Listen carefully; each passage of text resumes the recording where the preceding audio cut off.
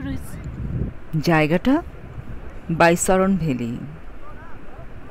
এটি কাশ্মীরের পেহেলগামের একটি উপত্যকা। ঘন সবুজ পাইন গাছের সারি আর বরফে আচ্ছাদিত পাহাড় সারি দিয়ে ঘেরা অপরূপ সুন্দর।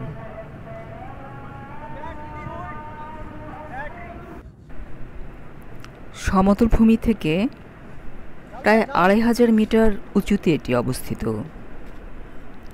আমরা পেহেলগাম থেকে ঘোড়ায় চড়ে পাহাড়ি উঁচু নিচু পথ বেয়ে তারপরে এখানে এসেছি।